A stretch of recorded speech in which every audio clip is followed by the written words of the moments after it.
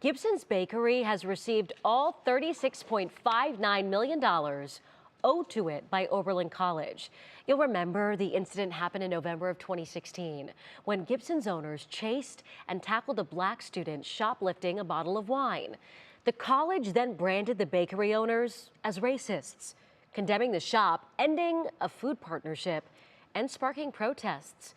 The Gibsons said they lost business because of it, and they are now working to rebuild the bakery for future generations.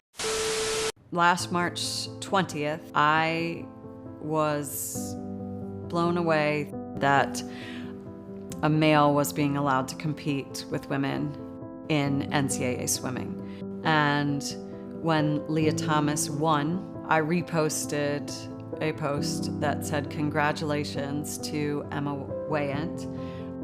One of my own players took that post and sent it in an email to my athletic director. She's a player I was really close to, and I was shocked. On Monday, March 21st, I was called in for a meeting to the athletic director's office with the athletic director and the assistant AD saying, "What were you thinking? Why would you do that?" I immediately felt like a little kid being yelled at and, told I was wrong, and people saying a trans woman is a woman, and how can you not think that? At the end of the week, I was called in again by the athletic director and asked to have another meeting. She said, "You need to write a letter of apology to the team, and you need to write a letter of apology to the department." I hope you feel remorse for it. I started to write one and then thought, no, I'm not writing a letter of apology. I'm not sorry.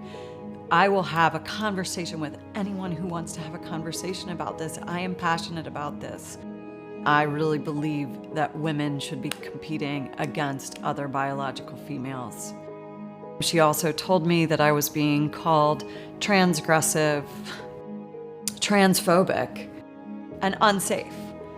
And that just broke my heart, because you love these kids like they're your own.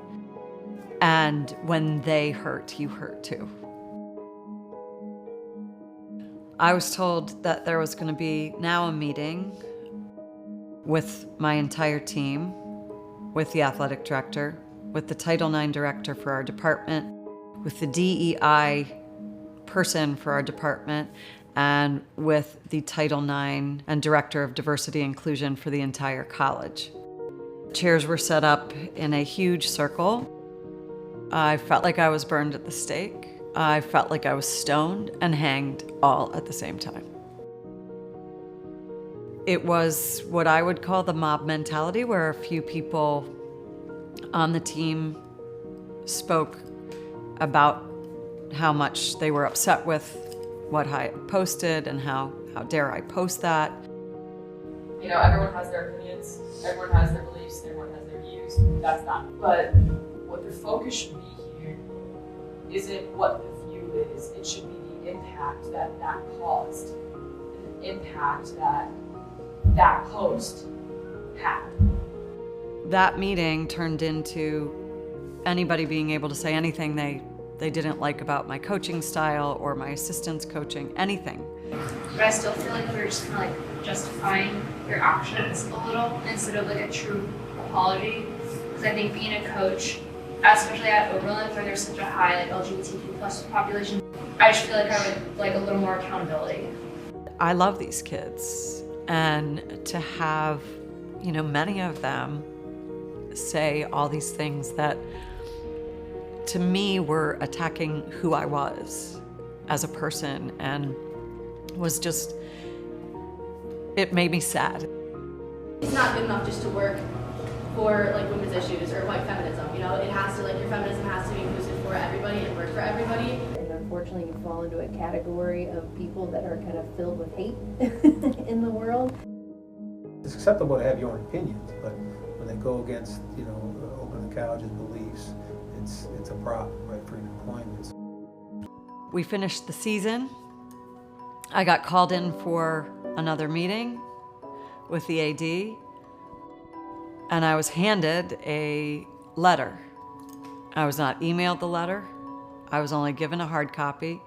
The letter was copied also to the assistant AD, to the director of human resources, and to legal counsel for Oberlin. The letter would be put in my personnel file and that I needed to change my behavior immediately.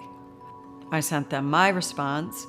If I am breaking university policy, please tell me what that is. Please do that in writing. And if you're going to fire me for breaking university policy, please do it now. Every day I went into the office, I felt like I was walking on eggshells. I didn't know what was going to happen. So when I started, I thought it would be the perfect place for me. Every time I've spoken up, I've been silenced, which to me is the opposite what I thought Oberlin would be. It is scientific that biologically males and females are different, period. I don't believe biological males should be in women's locker rooms. Where's the Me Too movement now? What happened to that? Do I believe I'm at risk of being fired, of having a storm hit me? Yes. Am I ready for the storm? Yes. I have had the opportunity, because of the women who came before me, to play at the highest level. There have already been athletes who've had awards taken away from them, opportunities taken away from them, opportunities to compete at a certain level because someone else got it who's a biological male. It is my job to be a voice for everyone who is too afraid, who needs to keep their job, who thinks they have to stay in line and toe whatever line that is, who is stuck in the mob and too afraid to rock the boat. Because if I don't speak out, who is going to speak?